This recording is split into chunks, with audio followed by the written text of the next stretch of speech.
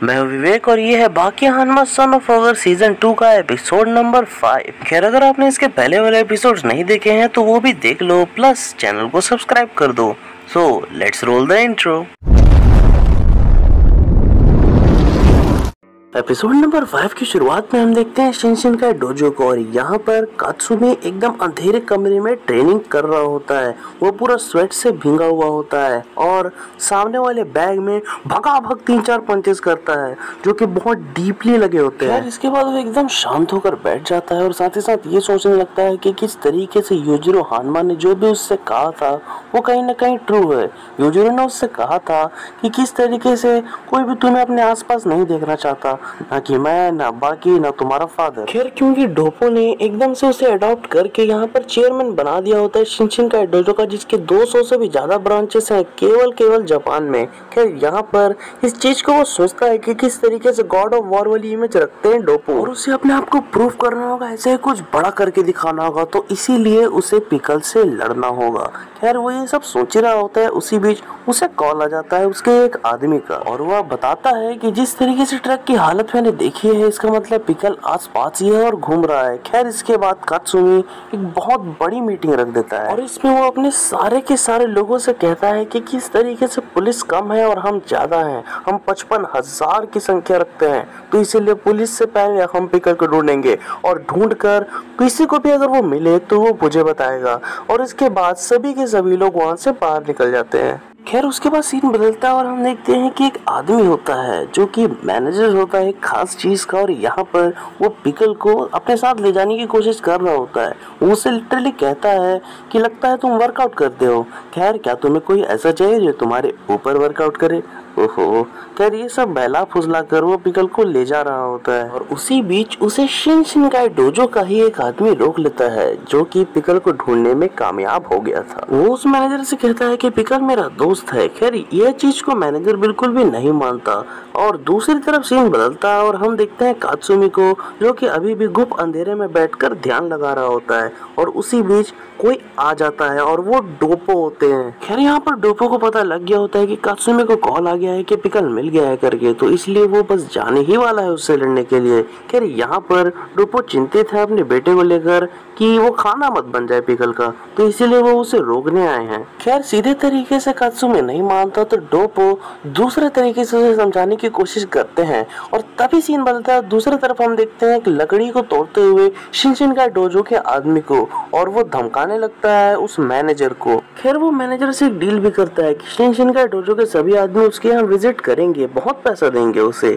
लेकिन पिकल को उन्हें हैंड ओवर करना होगा। और होता भी ऐसा ही है, वो पिकल को उन्हें दे देता है। लेकिन उसी बीच वहाँ पर कोई आ जाता है अपने महंगे जूते पहनकर और ये होता है हानायामा। और हानायामा उसके पास आकर कहता है, ओ तो तुम हो वो फेमस केवमैन जिसके बारे में चारों तरफ बातें चल रही हैं। खैर यहाँ पर शिनशिनकाई का वो आदमी बताने की कोशिश कर रहा होता है कि किस तरीके से ये आपके फ्रेंड का शिकार है और उतने में ही हानायामा का एक आदमी उसके पास आ जाता है और चुपचाप उसके बिल्कुल पेट में चाकू लगाकर उसे धमकाने लगता है। लेकिन उतने में ही वह शिनशिनकाई डोजो का आदमी उसके ऊपर वार कर देता है, एक लात मारता है, जिससे होता ये है कि जो चाकू होता है ना वो हवा में उड़ जाता है और पिकल उसे पकड़ लेता है। पिकल पकड़ता है तो पकड़ता है, हानायामा भी उसे पकड़ लेता है और हानायामा अपनी गजब की ग्रिप स्ट्रेंथ यहाँ पर प्रयोग करना शुरू कर देता है उस चाकू के ऊपर।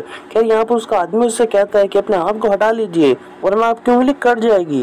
खैर वो बिना सुने बस दबाए जा रहा होता है, जिससे होता ये है कि उस चाकू में दरार आती है और वो टूट जाता है और ये देखकर पिकल को सच में काफी मजा आ जाता है यार लिटरली। तभी सीन बदलता है और हम देखते हैं कि यहाँ पर एकदम अजीब तरीके से एकदम छाती को पकड़ देता है डोपो के कात्सुमी और जोर से अपना एक हाथ मार देता है बिल्कुल उनके गले में, जिससे होता यह है कि डोपो वहीं के वहीं बेहोश हो जाते हैं। और यहाँ पर कात्सुमी उन्हें सॉरी कहता है और ये भी कहता है कि मुझे जाना ही पड़ेगा डैड, आप जितना भी रोक लें। और वहीं दूसरी तरफ जोर से एक पंच मार देता है हानायामा को पिकल, जिससे होता ये है कि वो एकदम आगे जाकर गिर जाता है जोर से और यहाँ पर पिकल धीरे धीरे करके उसके पास बढ़ने लगता है। लेकिन यहाँ पर हानायामा का आदमी गुस्से में उसकी ओर बढ़ता है और मारने की कोशिश करता है, उतने में पिकल उसका जोर से हाथ पकड़ देता है तो उसका हाथ ही टूट जाता है भाई। खैर इसके बाद कात्सुमी का आदमी थोड़ा हिम्मत करके आगे बढ़ता है और पिकल को मारने लगता है और इतना ज्यादा मारने के बाद भी पिकल को घंटा फर्क नहीं पड़ता और पिकल सड़ाक से एक हाथ उसे दे देता है, जिससे होता ये है कि वो जमीन में बेहोश हो जाता है, हाँ? और उतने में हानेयामा उसके पास आकर कहता है, हमने अभी खत्म नहीं किया। खैर इसके बाद वो तुरंत ही एकदम बैठ जाता है हानायामा के ऊपर और हानायामा को धक्का देने लगता है। बहुत जोर से धक्का देने की कोशिश करता है, लेकिन हानायामा यहाँ टच से मस नहीं होता, उल्टा जमीन उखड़ते जाती है भाई। लेकिन पिकल उसे बिल्कुल एकदम तेजी से टैकल करके दूर फेंक ही नहीं पाता। और यहाँ पर पिकल को फील होता है कि हानायामा थोड़ा अलग है, यह उसके पुराने एनिमी की तरह है, उस डायनासोर की तरह। भले ही उनके नाखून के जितना भी इसका साइज ना हो, लेकिन वो उनसे भी ज्यादा ताकतवर है। क्योंकि अब पिकल पूरा धक्का दे के सक चुका था, तो अब हानायामा धक्का देना शुरू कर देता है और पिकल को जमीन तोड़ते हुए एकदम धक्का देने लगता है। हानायामा लिटरली अपनी पूरी ताकत लगा रहा होता है यहाँ पर, और यह चीज पिकल को काफी अच्छी लग रही होती है। साथ ही साथ उसकी उस ताकत को, उस बॉडी को वो फील करता है जिसके साथ हानायामा जन्मा था।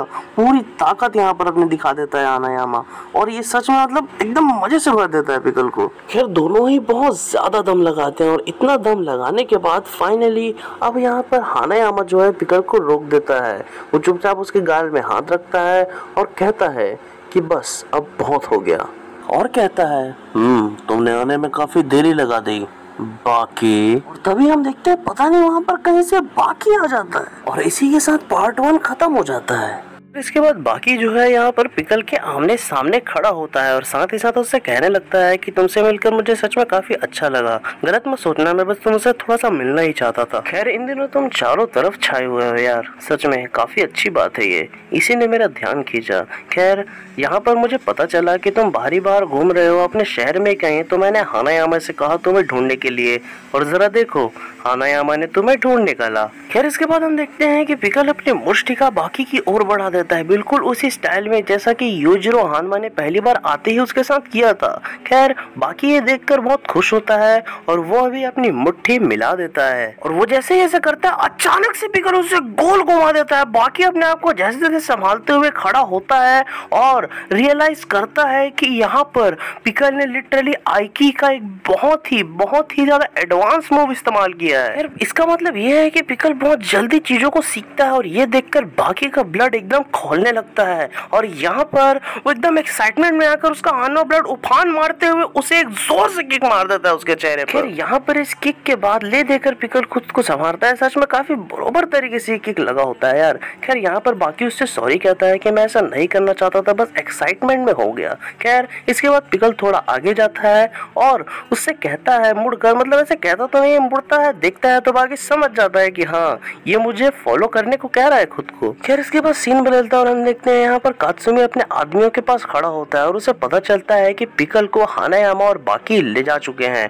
यह बहुत बैड एनिमेशन के साथ उसका आदमी उसे बताता है। खैर यहाँ पर अचानक से कात्सुमी खुश हो जाता है और कहने लगता है कोई बात नहीं, जो भी हुआ अच्छे के लिए हुआ। कम ऑन गाइस, इसमें डरने की कोई बात नहीं है, मैं तुम्हें कुछ नहीं बोलने वाला। खैर यार कोई दिक्कत की बात ही नहीं है, हानायामा ले जाता है, बाकी ले जाए यार, हम सब फ्रेंड्स हैं। वैसे भी मैं रेत्सु का बदला लेना चाहता था पिकल से, वो हानायामा ले या बाकी ले, इससे क्या फर्क पड़ता है। खैर हाँ, एक चीज मैं तुमसे पूछना चाहता हूँ, क्या तुम्हें लगता है कि मैं पिकल को हरा सकता हूँ और बदला ले सकता हूँ? खैर कात्सुमी का ये सवाल सुनकर लोग सकपकाकर वहाँ पर खड़े होते हैं और यहाँ पर कात्सुमी अचानक से उन्हें ग्रीट करता है और कहता है कि अगर मैं ऐसा करूँ तो मुझे आप सबका साथ चाहिए। और यह सुनकर सभी लोग एनर्जी से भर जाते हैं और साथ देने के लिए तैयार हो जाते हैं। और वहाँ दूसरी तरफ डोपो को भी रियलाइज होता है, जिसे मस्त चद्दर उड़ाकर कात्सुमी आया होता है, कि उसका बेटा अब नहीं मानने वाला, वो पिकल से लड़के रहेगा। खैर इस बात की थोड़ी खुशी होती है डोपो को। और यहाँ दूसरी तरफ पिकल बाकी के साथ टोक्यो डोम में पहुंच जाता है और डांट भी खा रहा होता है टोकुगावा से कि जैसे उसका वो बेटा हो। खैर यहाँ पर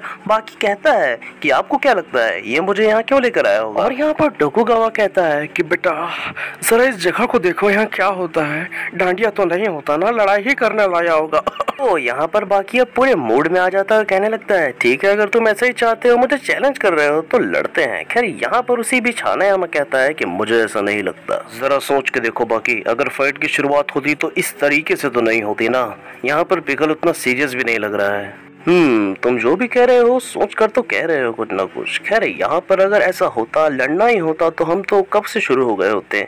एकदम अलग तरीके की फीलिंग होती है वो, मैं जानता हूँ उस फीलिंग को। खैर यहाँ पर बाकी इतना कह ही रहा होता है, उसी बीच अचानक से पिकल उसे एक लात मार देता है जोर से। बाकी लिटरली हवा में उड़ते हुए दूर जाकर गिरता है भाई, कुर्सियों को तोड़ते हुए वो गिरा होता है, एकदम बहुत जोर से लगा होता है यार उसे, बाप रे छाती में मार दी। खैर बाकी को इतने बुरे तरीके से लात मारने के बाद हम देखते हैं कि पिकल सेलिब्रेट करने लगता है नाच नाच कर, और पिकल महाराज यहाँ पर डांस करना शुरू कर देते हैं। बोले जो कोयल में फुल सेलिब्रेशन वाला माहौल होता है, अपने हाथ पैर ऊपर उठाकर कूद कूद कर वो नाचने लगते हैं और अपने जीत को मना रहे होते हैं। और साथ ही साथ यहाँ पर टोकुगावा हानायामा से कहते हैं कि बाकी को यहाँ से ले जाओ इससे पहले कि ये उठे, माहौल गर्मा जाए। सीन बदलता और हम देखते हैं कि यहाँ पर कात्सुमी जो होता है अपने अंगूठों पर अपने शरीर को बैलेंस कर रहा होता है और एक लैप चलने की कोशिश कर रहा होता है, क्योंकि डोपो ने बचपन में बताया होता है उसे अगर तुम एक लैप अपने अंगूठों से चलकर करने में कामयाब हो गए तो तुम ऐसे पंच को डेवलप कर लोगे जो कि किसी बुल तक को नॉकआउट कर सकता है। और यह चीज वो याद कर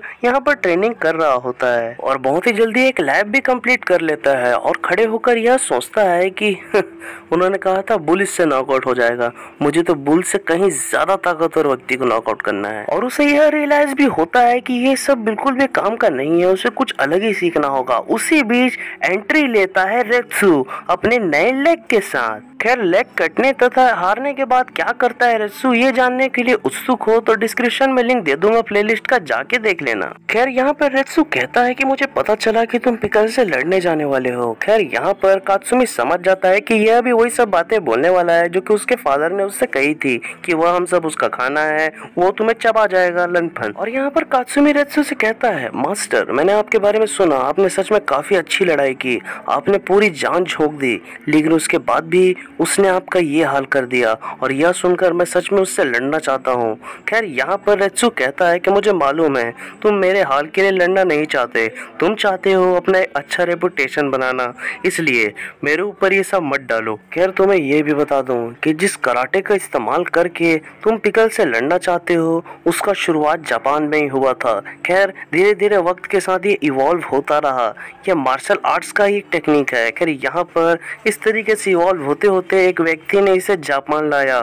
कराटे को अब तक लगभग 500 साल हो चुके हैं, यह बहुत यंग है, इसे यूज करना सही नहीं होगा। खैर यहाँ पर कात्सुमी जवाब में कहता है कि माना कि कराटे ज्यादा पुराना नहीं है, खैर हम इसमें कुछ नया ऐड कर सकते हैं, मैं दूंगा कुछ नए मूव्स कराटे को, हम बनाएंगे 501 ईयर का कराटे। यहाँ पर रेत्सु कात्सुमी से कहने लगता है तुम समझ नहीं रहे, कराटे बहुत ज्यादा यंग है, वह मार्शल आर्ट्स की तरह नहीं है जो कि 4000 साल पुरानी हिस्ट्री रखता है, इसलिए मुझे तुम्हें सिखाने का मौका दो, मैं तुम्हें सिखाऊंगा ये आर्ट। खैर यहाँ पर कात्सुमी साफ साफ मना कर देता है और कहता है कि मैं सिर्फ कराटे का यूज करके ही पिकल से लड़ूंगा। खैर अगर आप चाहें तो मेरी थोड़ी ट्रेनिंग में मदद कर सकते हैं। और दोनों ट्रेनिंग में लग जाते हैं और यह वह समय होता है जब मार्शल आर्ट्स तथा कराटे में एक एक साल और जुड़ता है, यानी कि 4001 साल और 501 साल। अगर आप समझे नहीं तो आपको बता दूं कि किसी भी फाइटिंग स्टाइल की उम्र तब बढ़ती है जब उसमें नए मूव्स ऐड करे जाते हैं, ना कि साल दर साल उसकी उम्र बढ़ती है। अब तो समझ गए ना।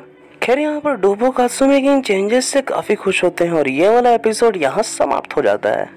खैर अभी धीरे धीरे करके मैं सारे एपिसोड्स को बना रहा हूँ तो थोड़ा सा टाइम लगेगा, लेकिन सारी वीडियोस आ जाएंगे, तो इसलिए चैनल को सब्सक्राइब कर लो। आज के लिए बस इतना ही, वीडियो को लाइक करें, चैनल को सब्सक्राइब करें, हम आगे भी और ऐसी वीडियोस लाते रहेंगे। Love you all, I am out.